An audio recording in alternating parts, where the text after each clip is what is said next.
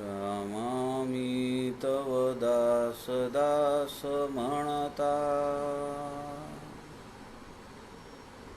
माते कशाचे भय. रामा जाईन ज्या स्थळी सुख घना,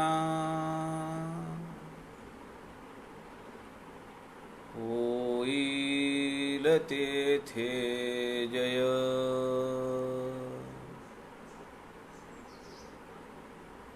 रामाया भुवनात्रयी तुझ विणा, नाही दुजा तारक.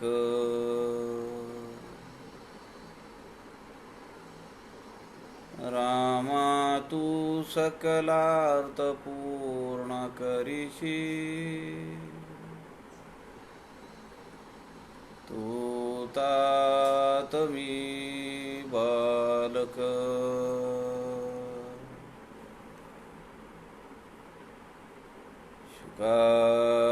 सारिखे पूर्ण वैराग्य ज्याचे,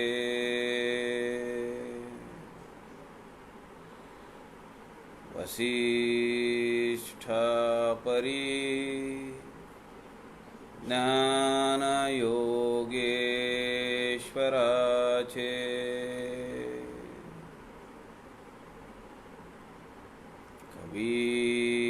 वाल्मीकी सारिखा मान्य ऐसा, नमस्कार माझा सद्गुरु रामदासा. जय जय रघुवीर समर्थ, सब संतन की जय.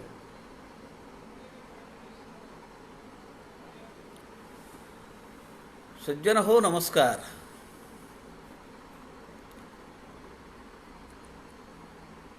संत रामदास स्वामींच्या वाङ्मयाचा अभ्यास करण्याचा, त्यावर चिंतन करण्याचा प्रयत्न आपण करतो आहोत.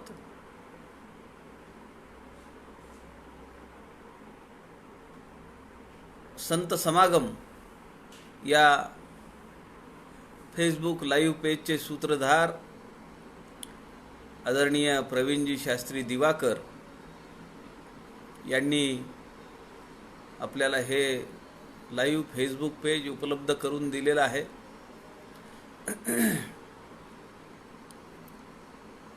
समर्थ वाङ्मयाचा विचार, प्रचार, प्रसार जास्तीत जास्त व्हावा या एकमेव उद्देशाने त्यांनी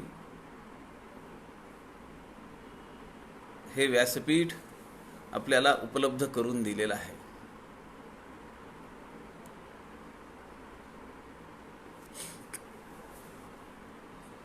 आपण आत्तापर्यंत लॉकडाऊनच्या काळामध्ये 10 मेला आपण समर्थ वाङ्मय आपल्या समोर घेतलं. मानाचे श्लोक, ग्रंथराज दासबोध, आत्माराम,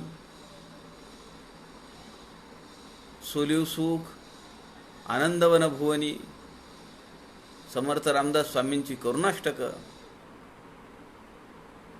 उपदेशपर कविता,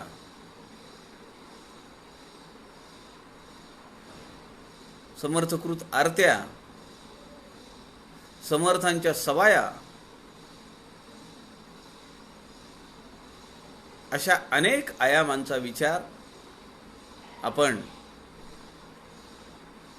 या काळामध्ये केलेला आहे. काल आपण समर्थकृत सवाया 5 सत्रांचं हे प्रकरण काल संपवलं.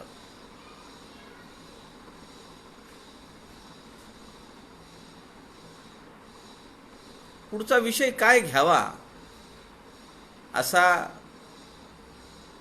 विचार काल मनामध्ये येत होता.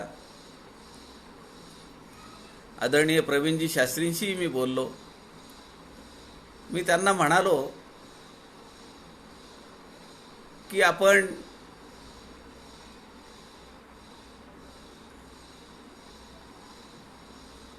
आता थांबूया का? ते म्हणाले समर्थांचं वाङ्मय संपलं का काय? त्यांनी खोचक प्रश्न मला विचारला. मी म्हणलं अहो तसं नाहीये, पण हे किती दिवस चालवायचं याचा त्यांनाही थोडा उपसर्ग होतोच, नाही म्हणलं तरी. ती लिंक करायची, त्याला नाव द्यायचं, त्यांच्याही दिनक्रमा आपला हा व्यत्यय होतोच. ते म्हणाले तुम्ही काही तसं मनात आणू नका, पण हे व्यासपीठ चालवा, जोपर्यंत चालेल तोपर्यंत चालवा. मग मी काल संध्याकाळी विचार केला की काय करावं आता, आणि आज सकाळी आपल्या या समूहाच्या, या व्यासपीठाच्या एक साधक सौ रेवा देशपांडे यांनी मला सुचवलं की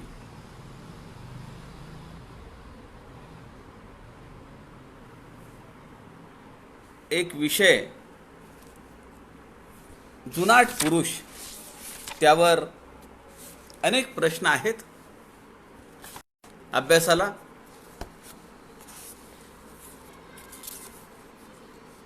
समर्थ विद्यापीठाच्या परीक्षांमध्ये या जुनाट पुरुष प्रकरणावर प्रश्न आहेत. हे तुम्ही सांगा. मी आज सकाळी जुनाट पुरुष हे प्रकरण काढलं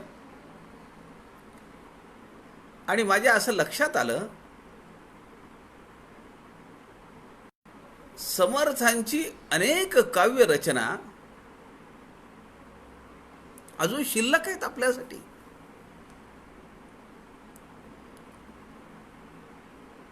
अकरा लघु काव्य, त्यामध्ये जुना दासबोध आहे, त्यामध्ये जुनाट पुरुष आहे.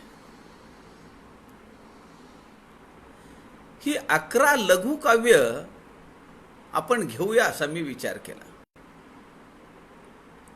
कितपत जमेल माहिती नाही, कारण यावर फारसं विवेचन कुठं उपलब्ध नाहीये.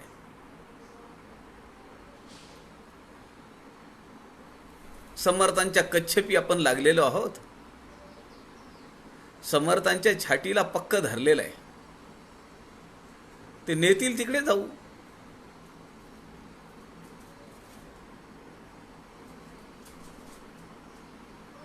त्याप्रमाणे समर्थकृत 11 लघु काव्य आपण त्याचा अभ्यास करण्याचा प्रयत्न करू.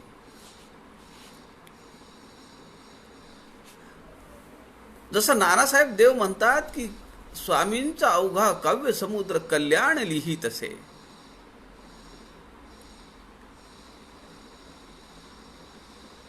तसा हा काव्य समुद्र विवर्ता विशेषा विशेष कळो लागे असा आहे.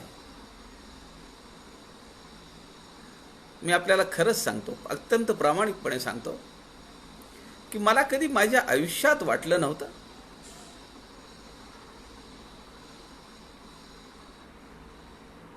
की आपल्याला सलगपणे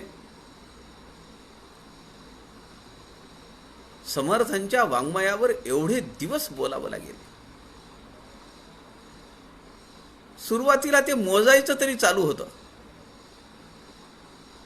75 झाले, 100 झाले. त्यानंतर मी ते मोजायचेही सोडून दिले आता. पण एक निश्चितपणे की 200 पेक्षा जास्त भाग सुरुवातीचे तर आपण 1.5 तास आपल्याला होता. 200 पेक्षा जास्त सत्र समर्थांच्या वाङ्मयावर आधारित झालेली आहेत. समर्थांची अभंगात्मक प्रकरण आहेत.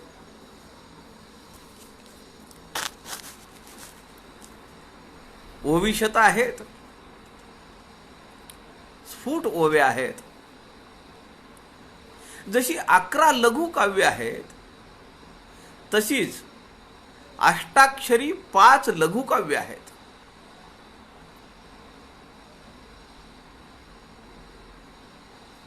अष्टाक्षरी स्फुट प्रकरण आहेत.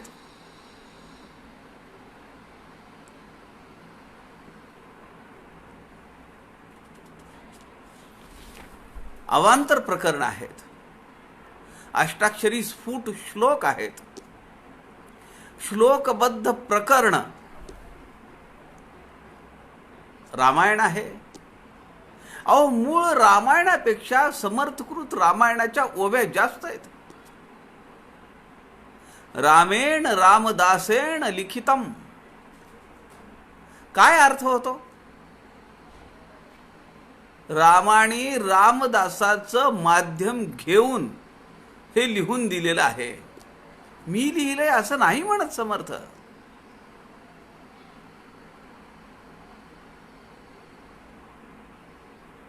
कवित्वची काय मानुष्याचे, सकळ करणे जगदीशाचे. कवित्वची काय मानुष्याचे, ऐशा अप्रमाण बोलण्याचे काय घ्यावे. मी केलंय, मी लिहिलंय, मी सांगितलंय. 200 पेक्षा जास्त प्रवचनं झाली हे म्हणणं सुद्धा किती धारिष्ट्याच आहे. आपण बसतो का समर्थांच्या वाऱ्याला तरी? पण एक आहे की खरंच आश्चर्य वाटतं. एक हिंदीमध्ये म्हण आहे, खुदा मेहरबान तो गधा पहलवान. समर्थांची कृपा झाली तर काय नाही होऊ शकत. खुदा मेहरबान तो गधा पहलवान.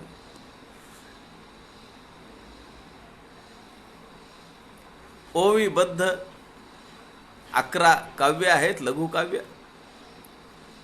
ग्रंथराज दासबोध आहे.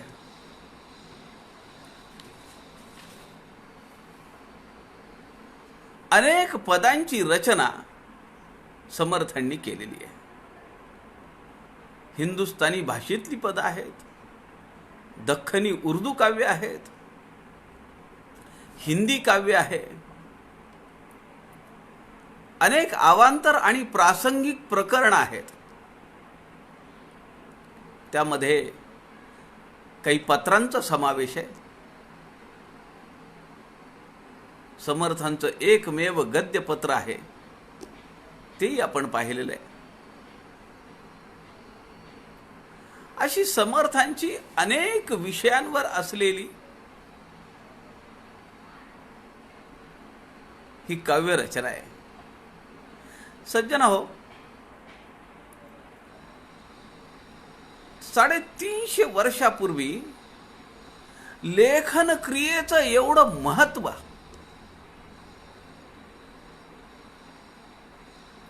लेखन क्रियेची एवढी महत्ता मला नाही वाटत त्याला कुणी एवढा न्याय दिलेला असेल.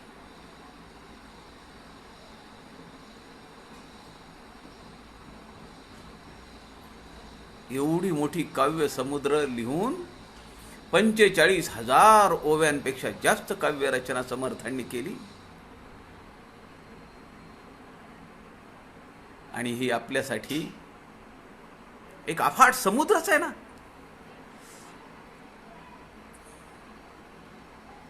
मला माहिती नाही की या जन्मात तरी 45,000 ओव्यांचं वाचन तरी होईल का, श्रवण तरी होईल का. विवेचन तर फार लांबची गोष्ट आहे.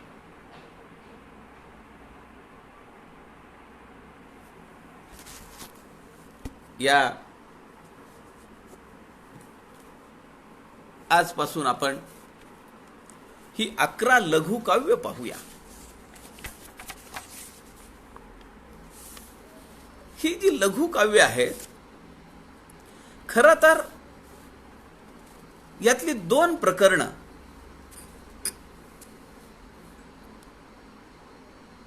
त्यापैकी महत्वाचं एक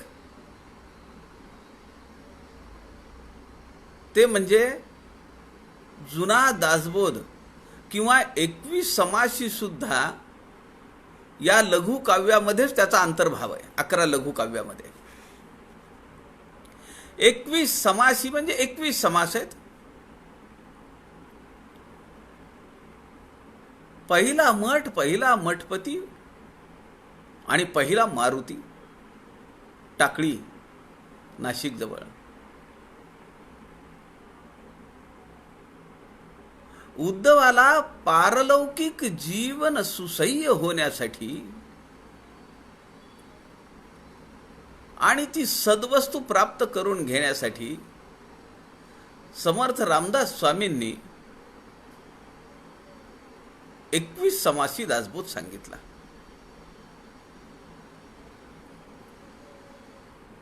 सगळ्यात काय उत्स्फूर्तपणे बाहेर पडला असेल समर्थांच्या एवढ्या सगळ्या काव्यरचनेमध्ये करुणाष्टक बाहेर पडली. हे निर्विवाद सत्य आहे.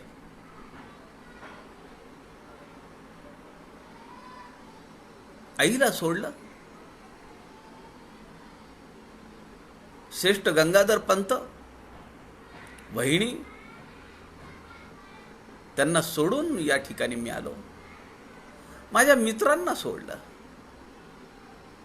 आणि ज्याच्या प्राप्तीसाठी इथं आलो तो तर माझ्याकडे ढुंकूनही बघत नाही आणि तो माझ्याकडे पाहीन माझ्यावर कृपा करेपर्यंत तरी मी कसं जगावं हा मोठा प्रश्न बालनारायणासमोर पडलेला आहे. कुणी वस्त्र देत नाही, कुणी जेवायला देत नाही, कुणी धड बोलत सुद्धा नाही. हेटाळणी आहे, द्वेष आहे, माझी कुचेष्टा आहे. कसं जगावं मी? आणि त्या आर्ततेतून जे बाहेर पडलं ती करुणाष्टक आहेत. करुणाष्टक ही उपासनेच्या साधनेच्या अगोदर म्हणावीत, साधना चालू असताना म्हणावीत आणि साधनेच्या शेवटी म्हणावीत असं परमपूजनीय चैतन्य महाराज देगलूरकर म्हणतात. साधनेच्या सुरुवातीला जर करुणाष्टक म्हटली तर साधनेमध्ये सद्गुरूंबद्दल आपली जवळीकता निर्माण होईल. साधना चालू असताना करुणाष्टक म्हटली तर साधना दृढ होईल आणि साधनेच्या शेवटी जर करुणाष्टक म्हटली तर मिळालेलं ज्ञान पक्क राहण्यासाठी त्या करुणाष्टकांचा उपयोग होईल. बरं, करुणाष्टक काय साधकांसाठी आहेत का? प्रापंचिकांसाठी आहेत का? सिद्ध पुरुषांसाठी आहेत का? ज्ञानी पुरुषांसाठी आहेत का? पूजनीय चैतन्य महाराज म्हणतात ती सगळ्यांसाठी आहेत. करुणाष्टक झाली आणि त्यानंतर उद्धवाला समोर बसवून समर्थांनी 21 समासी दासबोध सांगितला. 21 समासी दासबोध हे 11 लघु काव्यामधलं एक प्रकरण आहे आणि एकूण 1340 ओव्या या 21 समासीमध्ये आहेत. आपण जर एका दृष्टीनं या 11 लघु काव्यांच्या ओव्यांची संख्या जर मोजली तर ती 2740 होतीये. 2-4 ओव्या चुकू शकतात माझ्याकडनं. 2740 मध्ये 1340 जर गेले तर उरलेल्या 10 लघुकाव्यांसाठी किती ओव्या संख्या राहिली? 1400.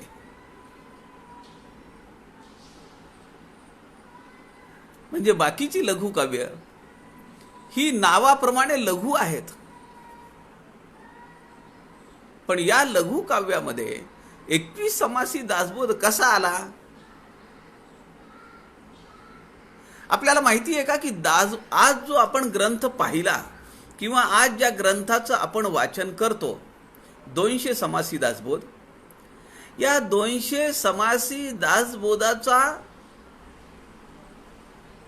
दासबोध म्हणून हा कितवा अवतार आहे? हा 5वा अवतार आहे. पंचावतारी दासबोध. आपण पंचप्राण पाहिले, पंचकोश पाहिले, प्रपंच पाहिला,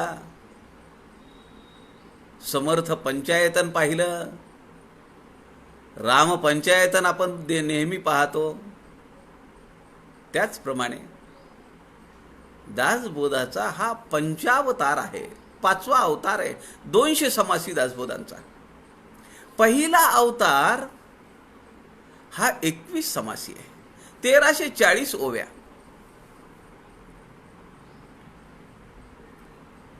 करुणाष्टक झाली, दासबोध झाला आणि समर्थ बाहेर पडले परिभ्रमणाला.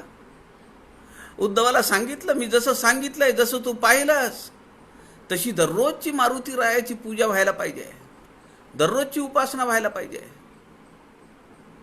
आणि तू ती चालव. मी हा गेलो ना हा आलो. किती वय आहे हो उद्धव स्वामींचा. तुम्हाला मी सांगतो, एकही समर्थांचा शिष्य असा नाहीये की ज्याचं वय 30-35च्या पुढे आहे. एकही शिष्य नाहीये. Catch them young.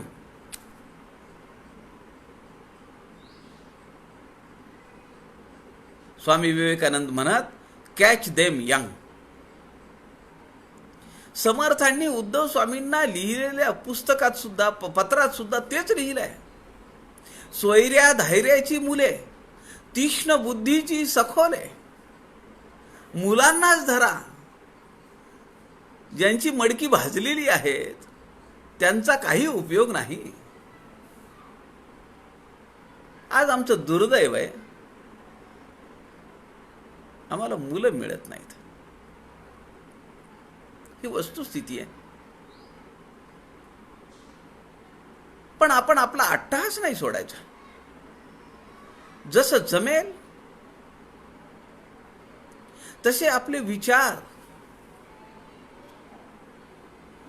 Samarth Ramdas स्वामींचे विचार जनसामान्यांपर्यंत पोहोचवले पाहिजेत.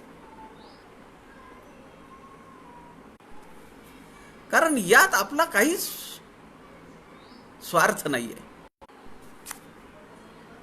आपला वैयक्तिक स्वार्थ काही नाहीये.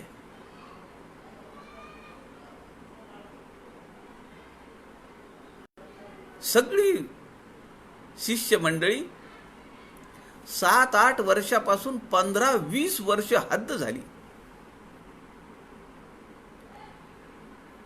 1100 मठ आणि 1400 मठपती आणि हजारो शिष्य समर्थांनी निर्माण केले.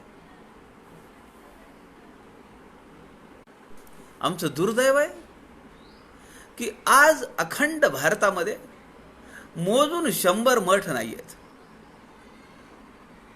आणि त्या 100 मठांपैकी मला वाटत नाही की किमान 50% म्हणजे 50 मठांमध्ये तरी दररोजची उपासना होत असेल आणि दररोजचा समास वाचला जात असेल. शक्य नाही. आणि ही अवस्था आहे, अंतर्गत लाथाडी आहे. म्हणून दिल्लीच्या पथसंचलनामध्ये आम्हाला डावलल्या जात आहे.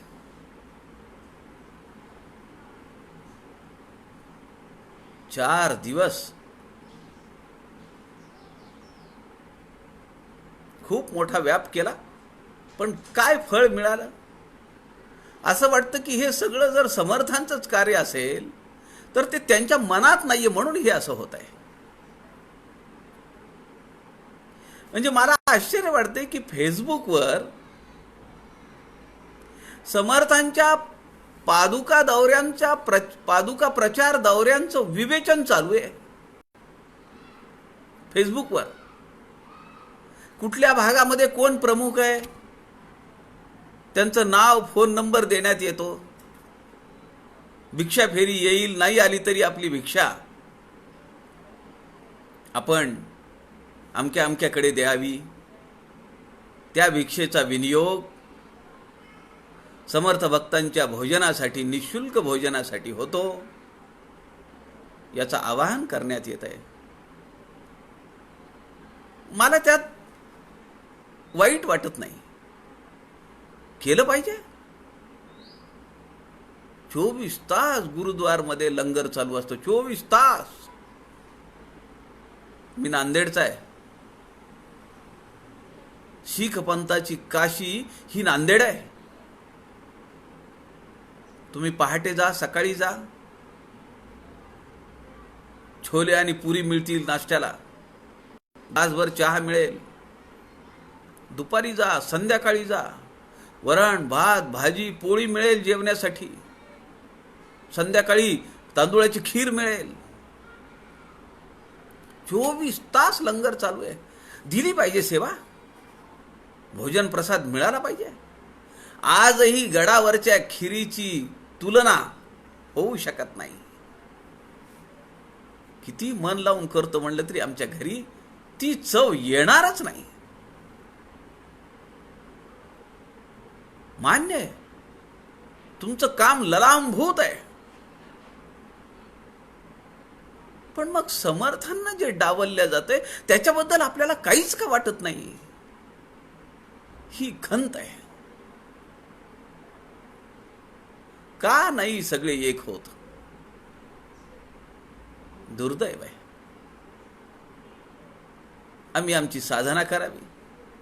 समर्थांच्या मनात जे असेल ते होईल, पण समर्थांच्या मनात असेल ते होईल म्हणून आम्ही शांत बसूनही चालत नाही.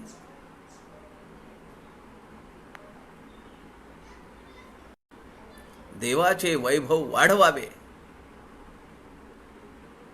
समर्थच सांगतात ना. मग त्या वैभवाला जर कुणी गालबोट लावत असेल, आम्हाला ते खपणार नाही. आम्ही नाही चालून घेणार. आम्ही त्याचा निषेध करू. आम्ही नाही रस्त्यावर येणार. आम्ही नाही तोडो फोडो जलाओ बंद असलं भानगड नाही करणार. पण उद्या वर गेल्यानंतर समर्थांनी जर पुढे उभा करून जर विचारलं, काय केलं तू? एखादं पत्र पाठवलं का माझ्यासाठी? 4 ओळीचा मेल केला का? काय उत्तर देऊ आपण? किमान ते उत्तर देण्यासाठी म्हणून तरी आपण हे लिहायला पाहिजे. ईमेल दिले, फोन नंबर दिले, पत्ते दिले. 4 ओळीचं पत्र घरातल्या घरात बसून, आपल्या सगळ्यांच्याकडे मोबाईल आहेत. आपण असो का नसो, पण मोबाईल आमचे स्मार्ट आहेत. त्या स्मार्ट मोबाईलनी एक फोटो काढून स्कॅन करून ते पत्र पाठवण्यासाठी, हा सगळा व्याप करण्यासाठी किती वेळ लागेल? जास्तीत जास्त 10 मिनिटं. समर्थ रामदासांसाठी आमच्याकडे 10 मिनिटं नाही आहेत. असू दे. आपल्याला 11 लघुकाव्यांची सुरुवात आज आपल्याला करायची आहे. 11 लघुकाव्य. त्यामध्ये पहिलं प्रकरण जे आहे ते पूर्वारंभ. एकूण 60 ओव्या आहेत. दुसरं लघुकाव्य आहे जुनाट पुरुष, 57 ओव्या. हा जो जुनाट पुरुष आहे त्याची एकुलती एक मुलगी आहे, एकुलती एक कन्या आहे. तिचं नाव आहे माया. आणि त्या मायेला एक पुत्र आहे, त्याचं नाव आहे काळ. आता ह्या मायेला आई नाहीये आणि त्या काळाला बाप नाहीये. आहे का नाही गडबड? हा जुनाट पुरुषाला भार्या कुठे आहे, त्याची पत्नी कुठे आहे, की जेणेकरून पुढे कन्या प्रसवायला? समर्थांनी शारदास्तवनामध्ये त्या पुरुषाची ही कन्या आहे, भार्या आहे आणि आई पण आहे असं वर्णन केलंय. पटवता आलं पाहिजे आपल्याला. आपण काय म्हणतो, क्षणाची पत्नी, अनंत काळाची माता. केवळ माता आहे का? केवळ पत्नी आहे का? कितीतरी रंगाच्या छटा आहेत. कधी सखा आहे, कधी धीर देणारा, पाठीवर हात ठेवणारं व्यक्तिमत्व आहे, कधी प्रेमिका आहे, कधी मुलाप्रमाणे सगळं करणारी आहे, मुलीप्रमाणे माया देणारी आहे, आईसारखी ममताई आहे. समर्थांनी जे मायेला त्या परब्रह्म पुरुषाची भार्या मानलंय, कन्या मानलंय, आई मानलंय, हे आपल्याला पटवून देता आलं पाहिजे. आणि या कन्येचा, मायेचा जो पुत्र आहे काळ, तो बेटा काय करतो, त्याचं काम काय आहे? जेव्हा आई आपली खूप श्रम घेते आणि सगळं हरीण मांडून ठेवते, सुरेख सजवते, आणि ती सजवल्यामुळे दमते. ती दमून थकून थोडी बाजूला बसली, तिचा डोळा लागला नाही लागला तोपर्यंत हा पोरगा येतोय आणि ते सगळं उद्ध्वस्त करून टाकतो. ती पुन्हा रचायला चालू करते. लीळा विनोदेची मोडी. जुनाट पुरुषामध्ये केवळ 57 ओव्यांमध्ये हे सगळं वर्णन आहे. अंतर्भाव तिसरं प्रकरण आहे, 120 ओव्यांचं आहे. चौथं प्रकरण आत्माराम आहे. आत्माराम आपण पाहिला, विस्तृतपणे पाहिला. 5 समास आत्मारामाचे पाहिले, 182 183 ओव्यांचं विवेचन आपण पाहिलं. पंचसमासी 5 समास आहेत, केवळ 121 ओव्या आहेत. सप्तसमासी मानवी जीवन ऐहिक आणि पारमार्थिक पातळीवर कसं जगलं पाहिजे याचं सुरेख वर्णन सप्तसमासीमध्ये आहे. 211 ओव्या आहेत. सगुण ध्यान आपण अत्यंत रमून जाऊ. प्रभू श्रीरामचंद्रांचं, पट्टाभिषिक्त रामाचं, सिंहासनाधीश्वर प्रभू श्रीरामचंद्रांचं वर्णन सगुण ध्यानमध्ये 119 ओव्या आहेत. सगुण ध्यान झाल्यानंतर मनुष्य निर्गुणात जायला पाहिजे. निर्गुण ध्यान 175 ओव्या आहेत.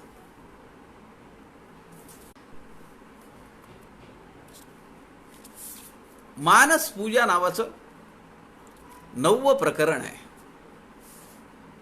आपल्यापैकी बऱ्याच जणांनी हे वाचलेलं असेल, त्यातला काही भाग नक्की वाचलेला आहे. 13 प्रकरण आहेत. आपल्याला आश्चर्याचा धक्कावर धक्के बसतील या प्रकरणात. या 13 प्रकरणांमध्ये प्रत्येक प्रकरण हे 11 ओव्यांचं आहे, म्हणजे 143 ओव्या आहेत. आणि या 143 ओव्यांमध्ये 11 प्रकरणांमध्ये 11 विषय आहेत. स्थळ कुठे, पारपत्य कुणाचं करायचं आहे,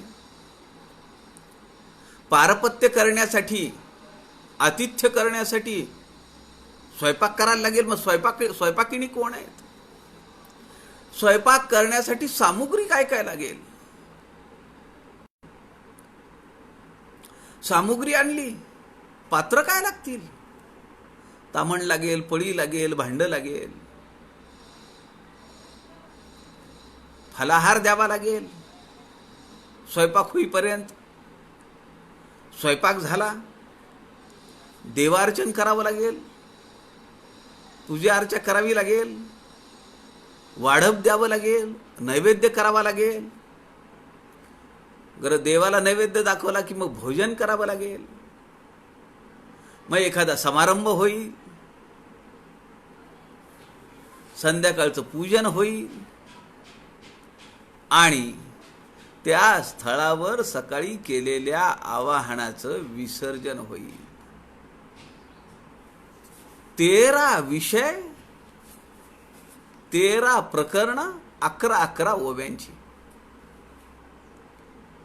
मानस पूजा प्रकरण अत्यंत रमणीय आहे. त्यानंतर 21 समासी दासबोध 1340 ओव्यांचा. 21 समासी दासबोधावर या व्यासपीठाच्या सौ अपर्णा वांगीकर लिहित आहेत. सौ शुभदा थिटे लिहित आहेत. 21 समासी दासबोध समर्थांनी 15व्या समासामध्ये आपलं अंतःकरण ओतलंय. 15वा समास.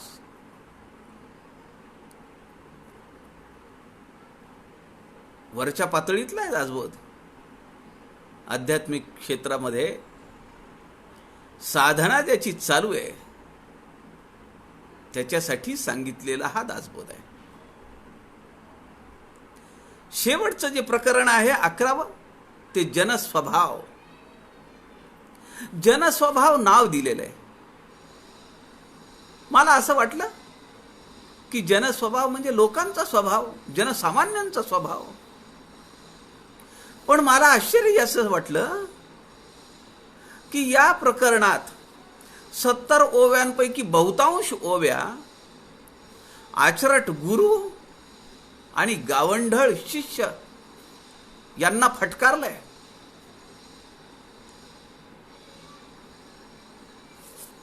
असे हे 11 प्रकरण आहेत.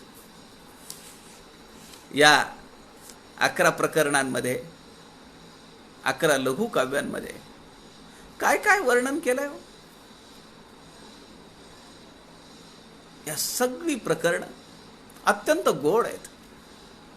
अंतःकरणाचा ठाव घेणारी ही प्रकरणं आहेत. समर्थ हृदय नानासाहेब देव एका ठिकाणी असं म्हणतात, म्हणजे मी हे वाक्य 3-4 वेळा वाचलंय. त्यांची ती जी वाक्य आहेत त्यांनी काय लिहिलंय 11 लघु काव्याबद्दल. समर्थ हृदय नानासाहेब देव असं लिहितात, शहाण्या माणसानी 11 लघु काव्यांना हात लावू नये. माझ्या डोक्याला तर झिंग चाली. म्हणलं हे काय, नानासाहेब देव असं काय लिहितात. त्यांचं पुढचं वाक्य आहे, 11 लघु काव्य माणसाला वेडा करतील. याड लागलं, रामाचं याड लागलं. शहाण्या माणसांनी 11 लघु काव्याच्या नादी लागू नये. रामाच्या भक्तीने शहाण्या माणसाला वेड लागेल. ज्याला शहाणपणाचं जगायचंय आणि शहाण म्हणूनच मरायचंय त्यांनी 11 लघु काव्यांना हात लावू नये. काय वर्णन आहे. नानासाहेब देव लिहित आहेत. यावरून आपल्याला कल्पना येईल की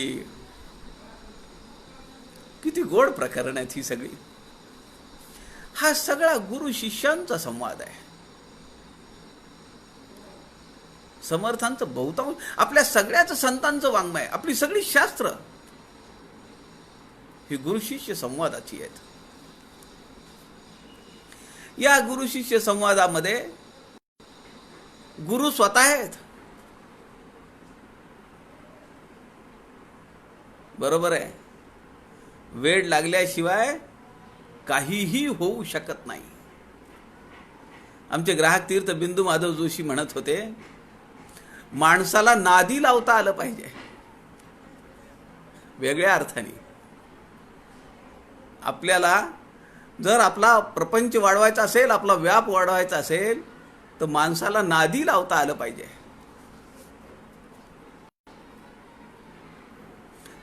या सगळ्या प्रकरणामध्ये गुरुच्या ठिकाणी स्वतः समर्थ आहेत. शिष्याच्या ठिकाणी कोण आहे? शिष्य तर आहेतच. अनेक प्रकारचे शिष्य आहेत. भोजन भाऊ शिष्य आहेत, साधनारत असलेले शिष्य आहेत, परमार्थापासून ढळलेले शिष्य आहेत, योगभ्रष्ट प्रापंचिक शिष्य आहेत, गावामध्ये पारावर बसणारे सामान्य नागरिक शिष्य आहेत. संपले का प्रकार? काही ठिकाणी काल्पनिक शिष्य आहेत, पण प्रश्न आणि उत्तर ही व्हायला पाहिजेत म्हणून काल्पनिक शिष्य आहेत आणि उत्तर देणारे समर्थ आहेत. यातले प्रश्न बऱ्याच वेळा आपल्या मनाला पडलेले प्रश्न आहेत. मूर्ख लक्षण समास वाचत असताना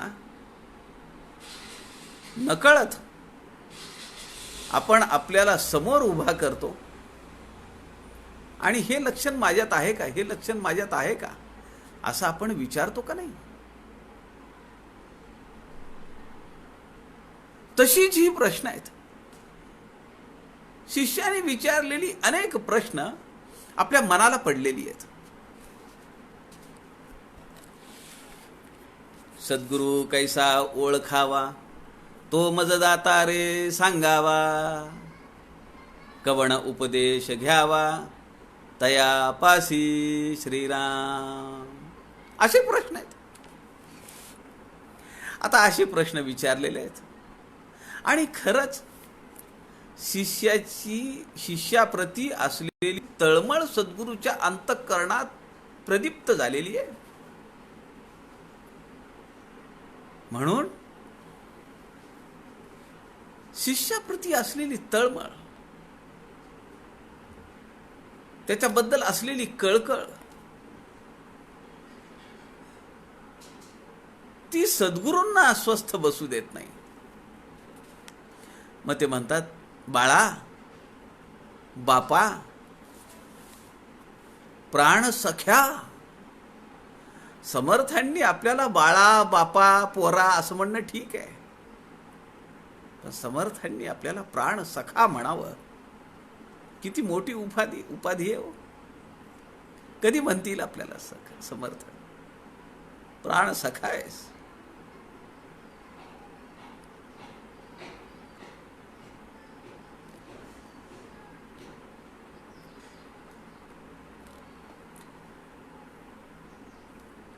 नानासाहेब देव एका ठिकाणी म्हणतात,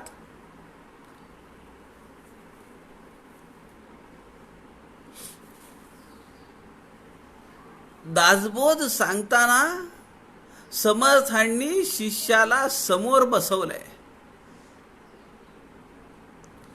पण 11 लघु काव्य सांगताना समर्थांनी शिष्याला आपल्या मांडीवर ओढून घेतलंय. किती फरक आहे?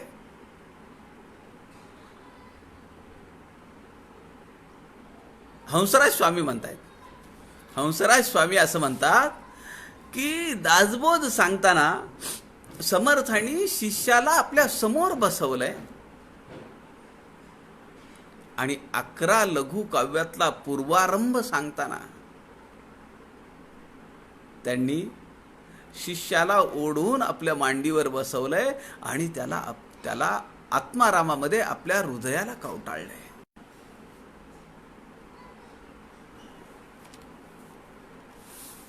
असं जरी असलं तरी एक ओवी आहे आणि आपल्याला आश्चर्य वाटेल. स्वामी म्हणती शिष्याशी, स्वामी म्हणती शिष्याशी, आता संदेह धरिसी, तरी श्रीमुखावरी खासी, निश्चयेसी श्रीराम. आता जर तू मनात शंका धरलीस, आता जर तू मनात किंत धरलास,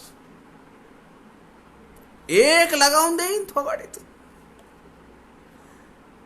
त्याचा अर्थ असाच आहे ना.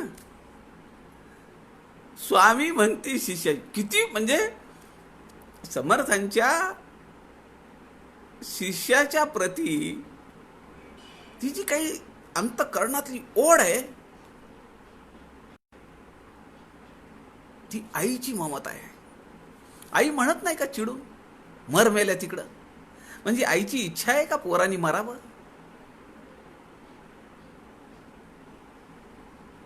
मर मेल्या तिकडं म्हणते, नुसतं म्हणतच नाही, एक धपाटा पाठीत घालते. आणि थोड्या वेळाने तीच आई त्याच्या हाताला धरून ओढते, त्याला कवटाळते. तसं आहे स्वामींचं, आपल्या सद्गुरू समर्थांचं हे असं आहे. आपण खूप रमून जाऊ.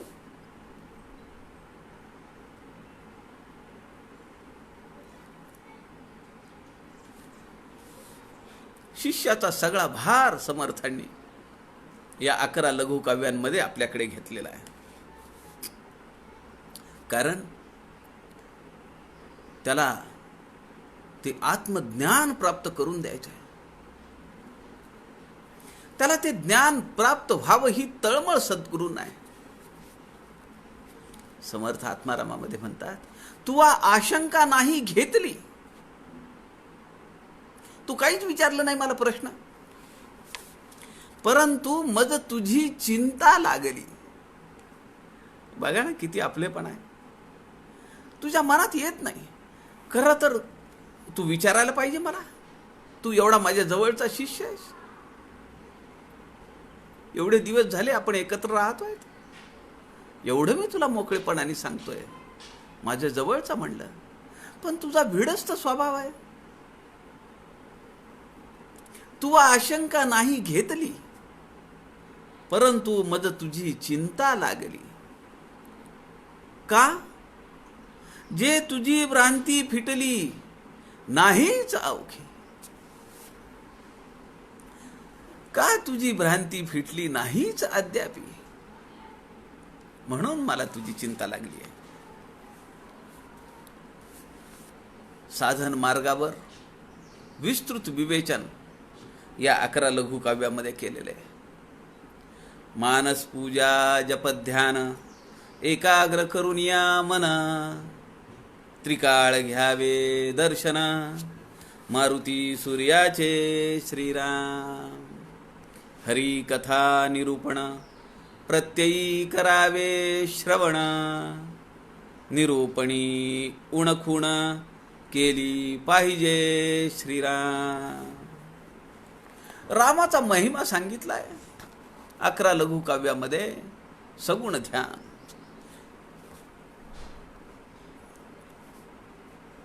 भावया ज्ञानाची प्राप्ती समर्थ सांगतायत, आधी केली पाहिजे भक्ती. ऐसे हे रामनाम परमगुह्य विश्राम धाम, मथून काढिले वर्म शतकोटीचे श्रीराम.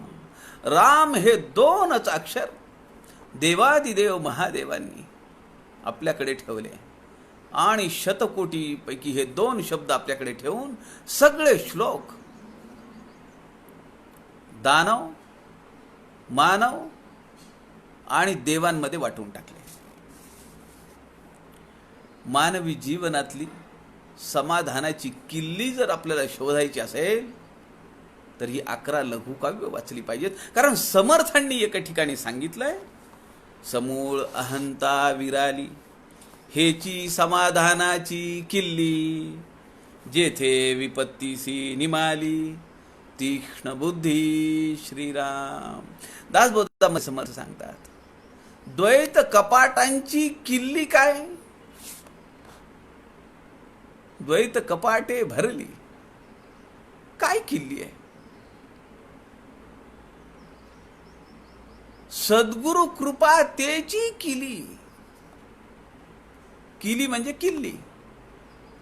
200 समासी दासबोधामध्ये समर्थांनी सांगितलं. संसाराची असारता समर्थांनी 11 लघुकाव्यांमध्ये पटवून दिली आहे. शकळ श्रोती सावध होणे, अंती एकले लागेल जाणे, येथील येथे राहिली सजणे, आणि संपत्ती श्रीराम उपाधी मध्येची असावे, परी विवेके निघोन जावे, मनापासून नसावे उपाधी मध्ये श्रीराम. अनेक उपाध्या आपल्याला सांभाळायला लागतात, कारण समर्थांनी सांगितलंय नाना मंडळे चालवी. उपाधी सांभाळली पाहिजे, उपाधीस विस्तरावे.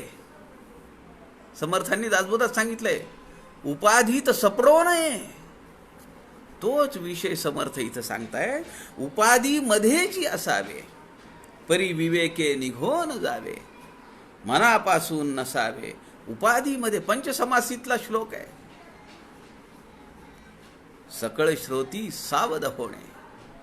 आपण सगळे श्रोते सावध झालं पाहिजे. अंती एकले लागेल जाणे, येथील येथे राहिली सजणे. वस्त्र आभूषण, क्रीम, स्नो पावडर, गंध, येथील येथे राहिली सजणे, आणि प्लॉट, एफडी, लॉकर आणि संपत्ती. आपण या 11 लघु काव्यांची प्रस्तावना आपण आज पाहिली. उद्यापासून आपण 11 लघु काव्यातलं पहिलं जे प्रकरण आहे पूर्वारंभ, त्याची सुरुवात आपण उद्यापासून करूया. आपल्या सगळ्यांच्या हृदयस्थ परमेश्वरास नमस्कार करतो. झालेली सेवा समर्थांच्या चरणी अर्पण करतो. जय जय रघुवीर समर्थ.